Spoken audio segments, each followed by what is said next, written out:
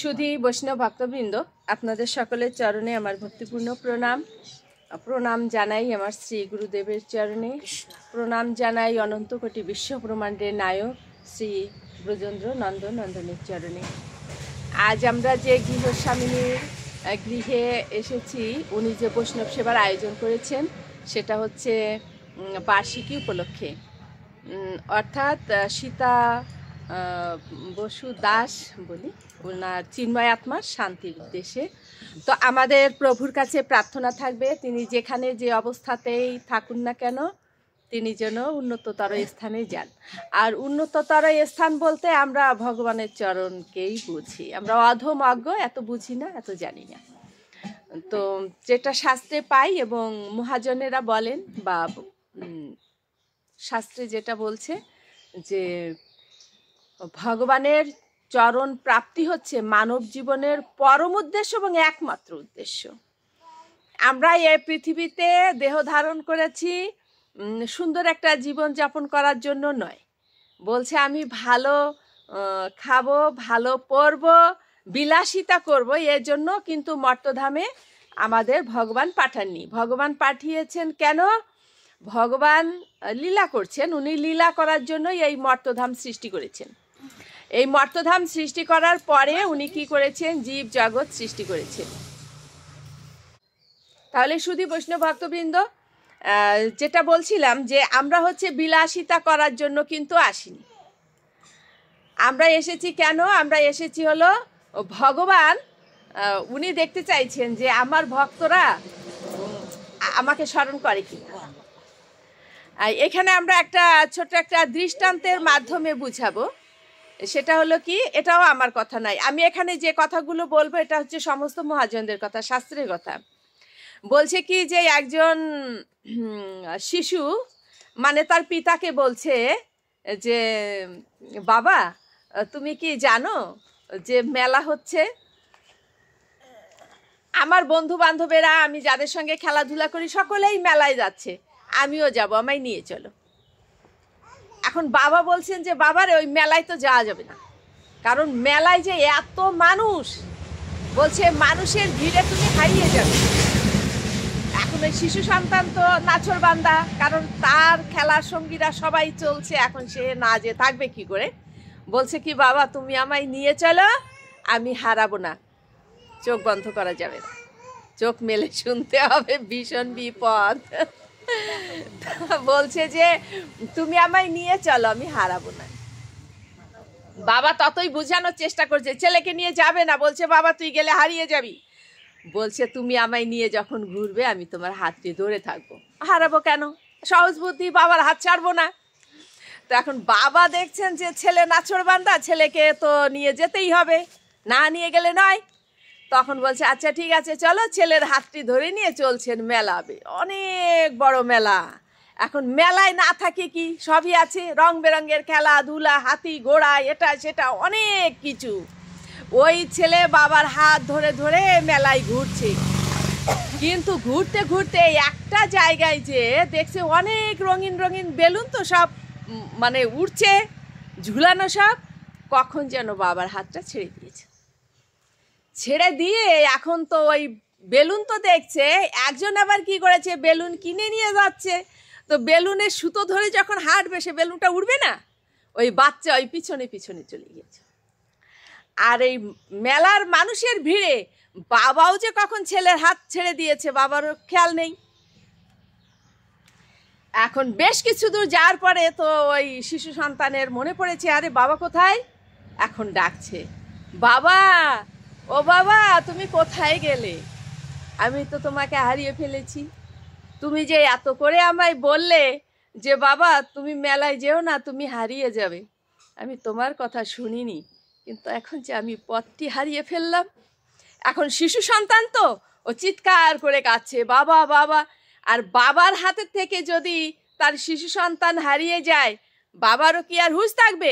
বাবা তো উল্টাপাল্টা দৌড়াচ্ছে, কোন দিকে যাবে বুঝতে পারছে না। আর অগণিত মানুষ, এত মানুষের ভিড়ে কোথায় খুঁজবে?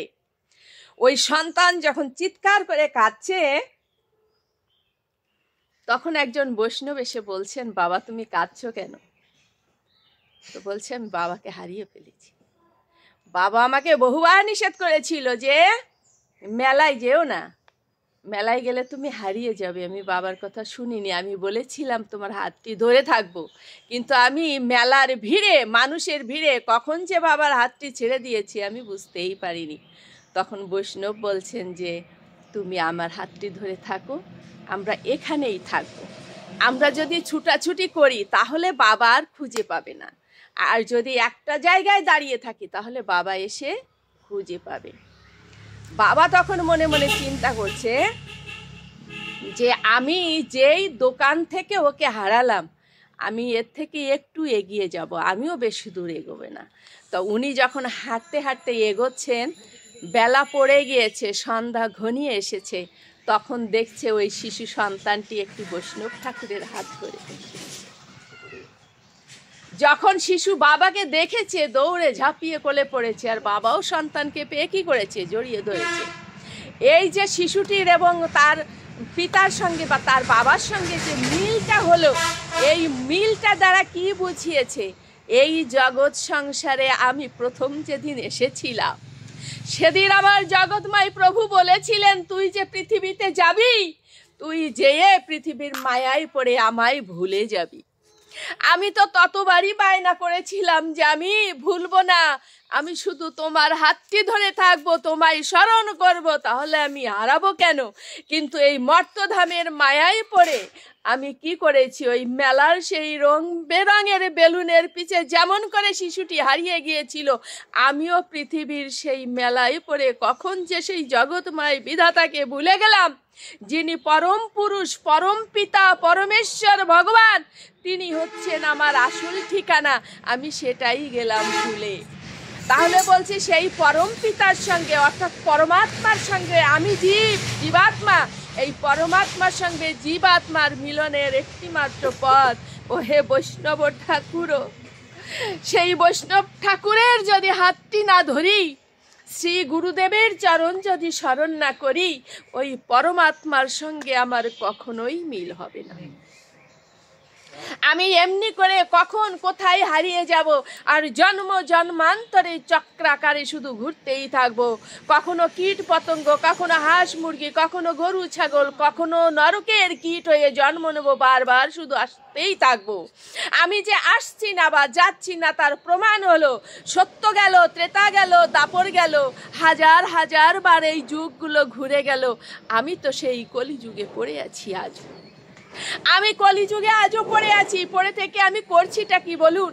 আমি যখন এতটুকু সময় পাচ্ছি, সেই সময়টুকু আমি যে একটু ভগবানের নামটা আলোচনা করব, ভগবানের গুণগানটা করব, সেটা কিন্তু আমি করছি না, আমি প্রজল্প করছি। ওই পাশের বাড়ির বউ শাশুড়ির ঝগড়া, ওই দেবর ননদের ঝগড়া, ওই ননদ ভাউ বউয়ের ঝগড়া, এই দুনিয়ার কোলাহল নিয়ে আমি ব্যস্ত আছি। আমি কিন্তু ভগবানের নাম করার আমার সুযোগ নাই। সুযোগ আছে কখন? আমি এইসব কথা বলবো নাকি আমি ভগবানের নামটা করব? কিন্তু আমি তো ভগবানকে কথা দিয়ে এসেছিলাম, আমি প্রতি মুহূর্তে মুহূর্তে তোমার নাম করব। আমরা যে জপমালায় জপ করছি না, আমাদের নির্দেশ তো সেটা নয়। বলছেন মালা জপে শালা, নাম জপে ভাই, শ্বাসে প্রশ্বাসে জপে বলিহারি যায়। আমাকে শ্বাসে প্রশ্বাসে ভগবানের নাম জপ করার কথা বলা হয়েছে, সেটা ভগবান বলেননি, আমি বলেছি প্রতি মুহূর্ত আমি তোমার নাম স্মরণ করব। আমি যদি প্রতি মুহূর্ত সেই ভগবানের নাম স্মরণ করি, তাহলে পাশের বাড়ির ননদ ভাই বউর ঝগড়াটা আমি কখন আলোচনা করব বলতে পারেন? এই হচ্ছে আমাদের জগৎ। তাহলে সেই জগতে কি করণীয়? যা করণীয় সেটা আমরা করছি না, আমরা মানছি না, আমরা শুনছি না, আমরা বুঝছি না। যাই হোক, এখন পরবর্তী যে কথাটা সেটা হচ্ছে, আমরা যে গৃহস্বামিনের গৃহে এসেছি, আমরা সেই চিন্ময় আত্মার শান্তির কারণে আমরা কি করব? শ্রীমদ্ ভগবদ গীতা আলোচনা করব, গীতার শ্লোক পাঠ করব। কেন? ভগবান বলছেন যে গীতা কোনো গ্রন্থ নয়, এটা কিন্তু কোনো মানুষের কথা নয়, এটা ভগবান স্বয়ং নিজে বলেছেন যে গীতা হচ্ছে আমার শরীর, গীতায় আমি বাস করি, গীতা জ্ঞানকে আশ্রয় করে আমি ত্রিলোক পালন করি, গীতা হচ্ছে আমার গুরু। তাহলে ভগবান গীতাকে যখন এতটাই প্রাধান্য দিয়েছেন, আমাদেরও উচিত তাকে প্রাধান্য দেওয়া। গীতার মাহাত্ম্যে বলা হয়েছে যে যিনি গীতা পাঠ না করে মুক্তি পেতে চান, সে মুক্তিটা কি? মুক্তিটা হলো, আমি একটু আগে যেটা বললাম যে আমার বারংবার পৃথিবীতে কি হচ্ছে, একটা জন্ম হচ্ছে। সেই জন্মটা কি কীট পতঙ্গ, গরু ছাগল পশু পাখি ইত্যাদি ইত্যাদি হয়ে। তাহলে এই জন্ম থেকে যদি আমি মুক্তি পেতে চাই, আমি বারংবার এই জন্ম চাই না। যদি আমি মুক্তি পেতে চাই তাহলে আমাকে শ্রীমদ্ ভগবদ গীতা অবশ্যই অবলম্বন করতে হবে, না হলে আমি মুক্তি লাভ করতে পারবো না। এটা কে বলেছেন? স্বয়ং ভগবান বলেছেন। গীতা পাঠ না করে কেউ যদি মুক্তি পেতে চায় তাহলে বালকেও তাকে উপহাস করবে, অর্থাৎ কি করবে? ঠাট্টা করবে। তাহলে আমরা প্রভুর কাছে প্রার্থনা করব যে সেই শ্রীমদ্ ভগবদ গীতা আমরা পাঠ করছি, আমরা যে চিন্ময় আত্মা শান্তির উদ্দেশ্যে এসেছি, প্রভুর কাছে প্রার্থনা, হে দয়াময়, যেন সেই আত্মা এই গীতার তরণীতে আরোহণ করে, আমরা জানি না তিনি কোথায় আছেন, কিভাবে আছেন, তবে তিনি যেখানেই থাকুন না কেন, তিনি যদি ভগবানের চরণে থাকে অতি উত্তম। আর যদি তিনি এদিকে ওদিকে থাকেন, তিনি জেনে না জেনে, বুঝে না বুঝে যদি কোনো অন্যায় করে থাকেন, পাপ করে থাকেন, তাহলে সেটা ক্ষমা করে দিয়ে ভগবান যেন ওনাকে চরণে ঠাঁই দিন। এই হবে আমার প্রার্থনা। আপনারা উলুধ্বনি দিয়ে দেন, আমরা গীতায় ঢুকে যাব।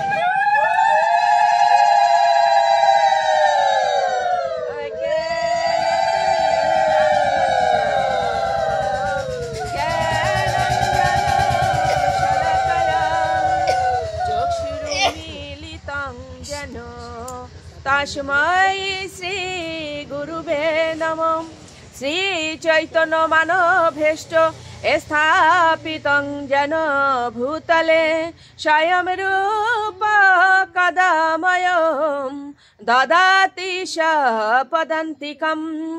বন্দে অহং শ্রীগুরু শ্রীতপদকমলং শ্রীগুরুন বৈষ্ণবং চ শ্রীরূপং সাগ্রজাতং সহগান রঘুনাথং বিতং তং সজীবং সাদ্বৈতং সবিধূতং পরিজন সহিতং কৃষ্ণ চৈতন্য দেবং শ্রী রাধা কৃষ্ণ পাদান সহগান ললিতান শ্রী বিশাখানিতং চ।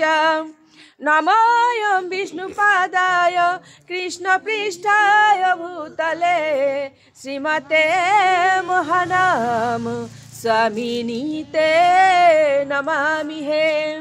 বাঞ্ছাকল্পতরুভ্যশ্চ কৃপা সিন্ধুভ্যেব চ পতিতানাং পাবনেভ্যো বৈষ্ণবেভ্যো নমো নমঃ। गुरु कृपा ही केवलम, गुरु कृपा ही केवलम, गुरु कृपा ही केवलम। একটা উলুধ্বনি দিয়ে দেন।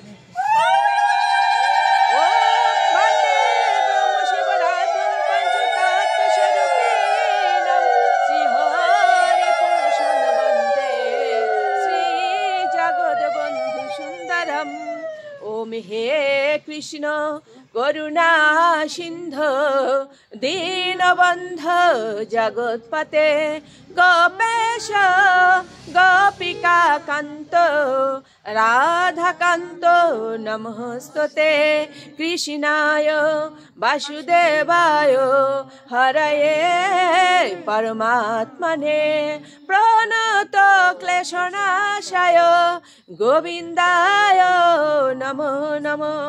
तप्त कांचन गौरांगिनी राधे वृंदावनेश्वरी वृषभानुसुतं देवे प्रणमामि हरि प्रिये। ओम नमो ब्रह्मणदेवाय गो ब्राह्मण हिताय च जगदीधाय कृष्णाय गोविंदाय नमो नमो। ओम वृंदावै तुलसी देव वै प्रिया वै केशवस्य च विष्णु भक्ति पदे देवी शतवत्यै नमो नमः। জয় জয় শ্রীকৃষ্ণ চৈতন্য প্রভু নিত্যানন্দ, শ্রী অদ্বৈত গদাধর শিবাসাদি গৌর ভক্ত বৃন্দ। হরে কৃষ্ণ কৃষ্ণ কৃষ্ণ হরে হরে, হরে রাম রাম রাম হরে হরে।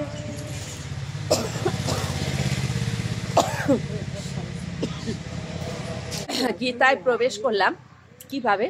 আপনারা যখন নিজেরা বাড়িতে করবেন তখন এভাবেই করবেন, সরাসরি কিন্তু গীতায় ঢোকা যায় না। আমার ইচ্ছা হলো আমি ফটফট করে একটা শ্লোক বলা শুরু করে দিলাম, সেটা হয় না। কেন? ভগবান ওই যে নিজেই বলছেন যে গীতা হচ্ছে স্বয়ং আমি, মানে ভগবান নিজে। দেখুন, একটা চেয়ারম্যান মেম্বার যদি আসে তাহলে আপনারা কেমন করে সবাই মিলে এগিয়ে যান, নিজেরাও একটু সাজগোজ করেন, ফুলের মালা নেন, ইত্যাদি ইত্যাদি।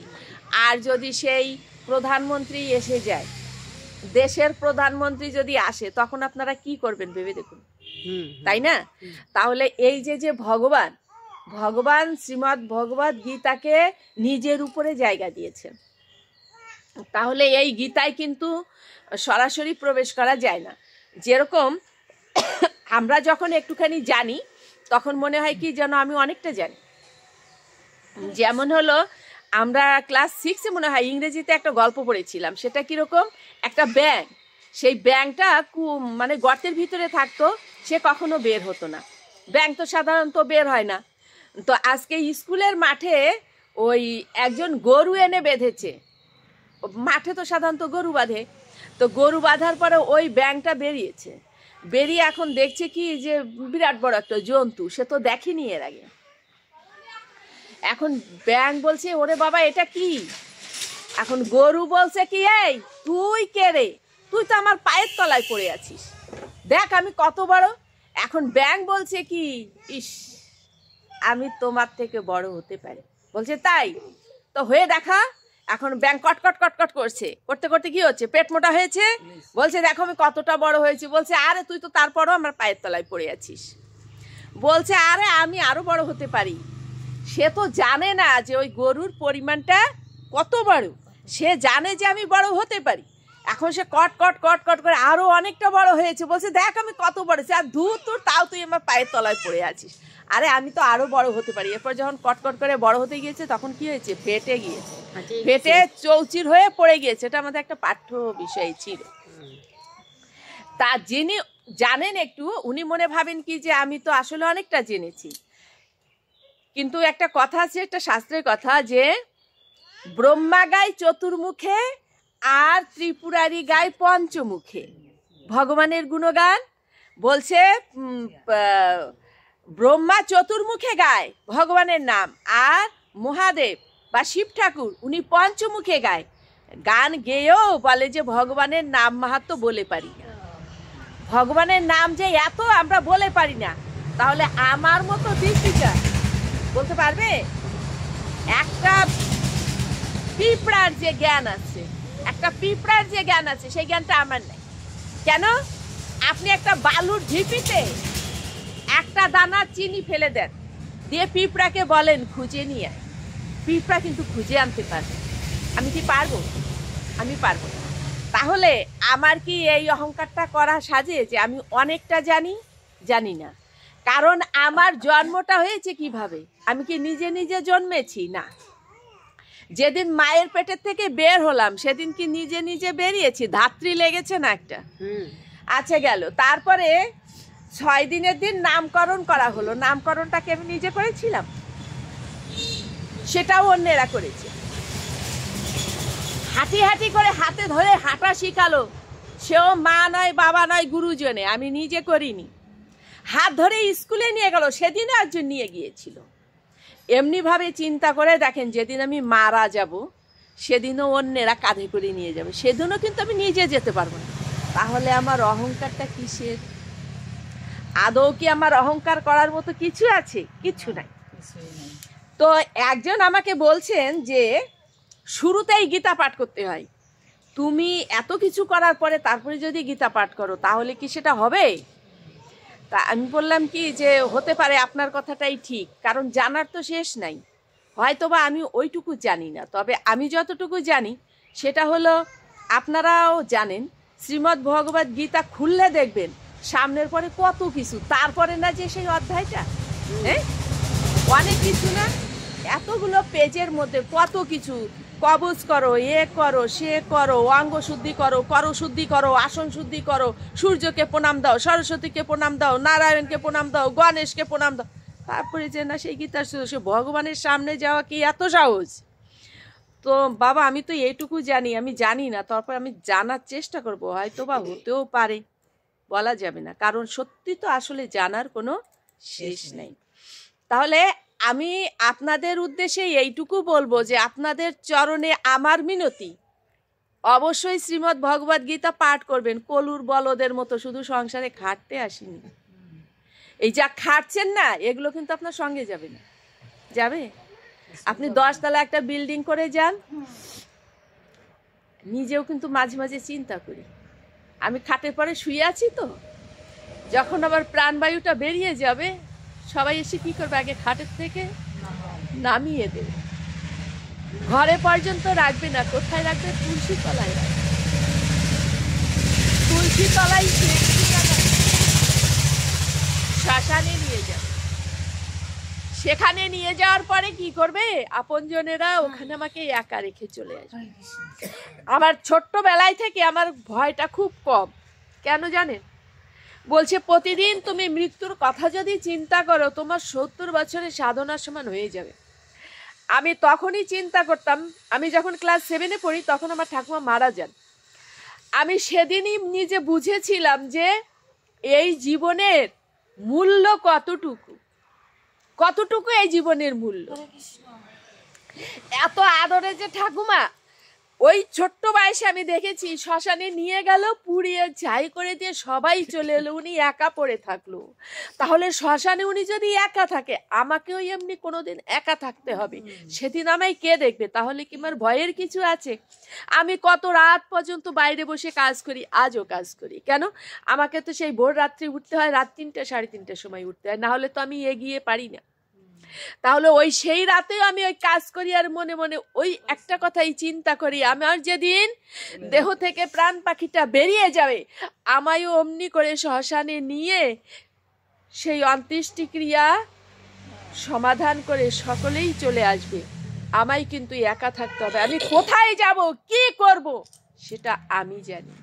তবে শাস্ত্রে বলে যে যার নাম সে যদি করে যায় তাহলে তার শ্রাদ্ধপিণ্ড পর্যন্ত লাগে না, সেই এমনিতেই উদ্ধার হয়ে যায়।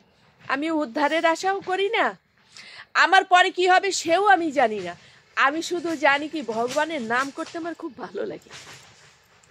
আমার যদি কখনো কষ্ট লাগে, আমার মনে হয় কি জীবনে আমি কথাই বলতে পারবো না, আমি জীবনে কখনো হাসতে পারবো না, এত কষ্ট লাগছে।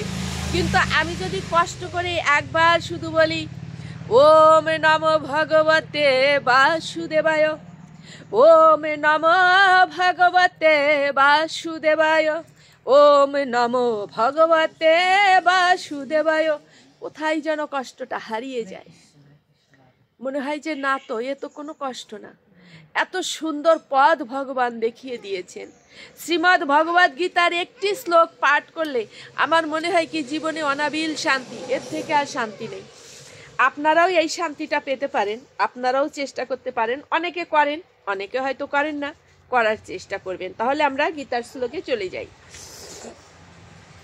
ওম নমো ভগবতে বাসুদেবায়, শ্রীমদ্ ভগবতে শ্রী গীতায় নমঃ। কিম তদ ব্রহ্ম কিম অধ্যাত্মম কিম কর্ম পুরুষোত্তম, অধিভূতম চ কিম প্রকৃতম অধিদৈবম কিমুচ্যতে, অধিয়জ্ঞঃ কথম কহ অত্র দেহেऽস্মিन् মধুসূদন, প্রয়াণ কালে স কথম জ্ঞেয়সি নিয়তাত্মভিঃ। এটা হচ্ছে 8ম অধ্যায় অক্ষর ব্রহ্মযোগ। অর্জুন জিজ্ঞাসা করছেন ভগবানকে, কিম তদ ব্রহ্ম কিম অধ্যাত্মম কিম কর্ম পুরুষোত্তমম অধিভূতম চ কিম প্রকৃতম অধিদৈবম কিম উচ্যতে। হে পুরুষোত্তম, তুমি আমাকে বলো ব্রহ্ম কি, অধ্যাত্ম কি, অধিভূত কি, অধিদৈব কি, কর্ম কি, আমাকে স্পষ্ট করে বুঝিয়ে বলো। পরবর্তী শ্লোকে বলছে, অধিয়জ্ঞ কথম কহ অত্র দেহে অস্মিন মধুসূদন। বলছে হে মধুসূদন, আমাকে বলো অধিযজ্ঞ কি,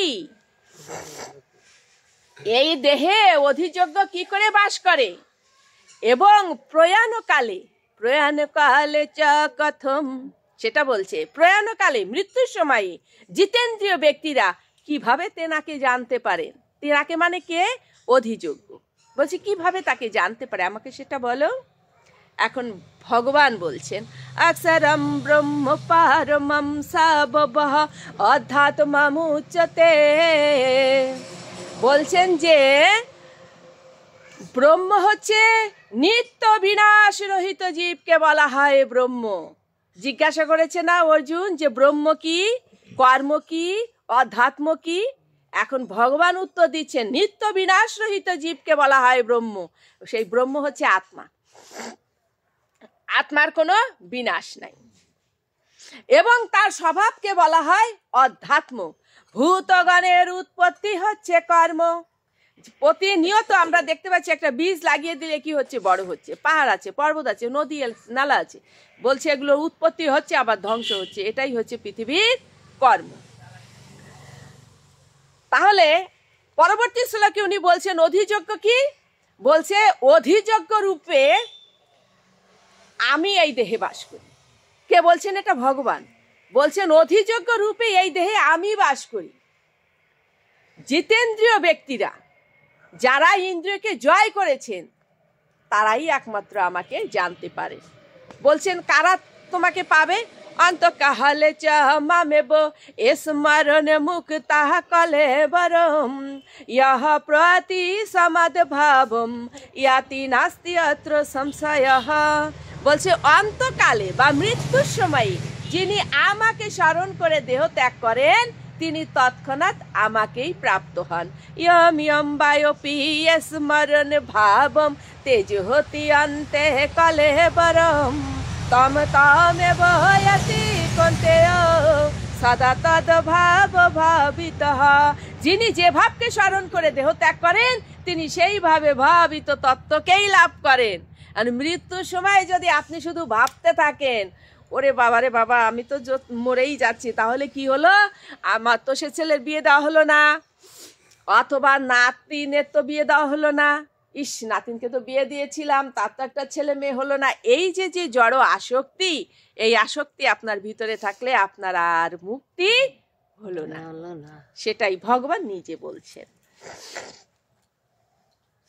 আর একটা শ্লোকে উনি বলছেন, ওমিতি একাকেশ্বরম ব্রহ্ম ব্যাহরণ মামনুস্মরণ ইহ প্রতি তেজন দেহম সয়াতি পরমাম গতিম। ওম ব্রহ্মবাচক এক অক্ষর উচ্চারণ পূর্বক যিনি আমাকে স্মরণ করিতে করিতে দেহ ত্যাগ করিয়া প্রস্থান করেন, অন্তে তিনি আমাকেই পান। এখন মৃত্যুর সময় আপনি ওম স্মরণ করবেন? আমরা বলছি হ্যাঁ স্মরণ করব, কিন্তু আদৌ কি পারবেন? আমরা পারবো না। ভগবান বলছেন কি করে পারবেন? ভগবান নিজে বলছেন, অভ্যাস যোগ ইয়কেতেন সেতসা নন্যগামিনা পরমম পুরুষম দিব্যম ইয়াতি পার্থ অনুচিন্তয়ন। হে পার্থ, অভ্যাস যোগে যুক্ত হয়ে যে ভক্ত নিরন্তর আমাকে স্মরণ করিতে থাকে, সেই ভক্তের কাছে আমি কি হই? সহজেই ধরা দেই। তাহলে ভগবানকে পেলে আর কিছু বাকি থাকে না। এমনি আরো আছে, শ্রীমদ্ ভগবদ গীতার যত শ্লোক আছে, এমন থেকে মধুরতর, আপনি যেই শ্লোকটা শুনবেন এটাই সুন্দর, এটাই সুন্দর, এটাই সুন্দর। তো যাই হোক, আমরা এ পর্যন্তই, আমরা গীতার শ্লোকে আর এগোবো না।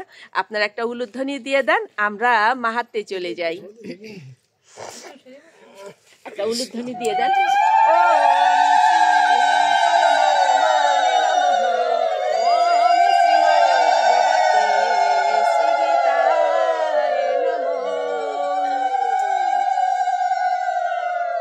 আমরা বাড়াবো না, সংক্ষেপে করি, বলি সকলে।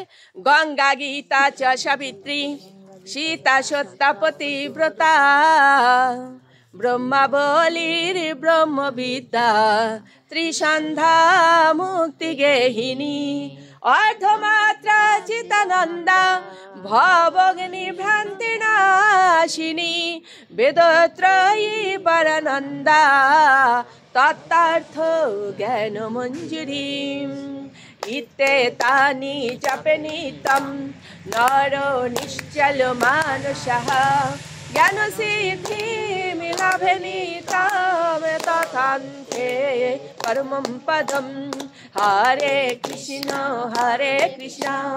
কৃষ্ণ কৃষ্ণ হরে হরে হরে রাম রাম রাম হরে হরে হরে কৃষ্ণ কৃষ্ণ কৃষ্ণ হরে হরে হরে রাম রাম রাম হরে হরে হরে কৃষ্ণ কৃষ্ণ কৃষ্ণ হরে হরে হরে রাম রাম রাম হরে হরে। শ্রী শ্রী নিতাই গৌর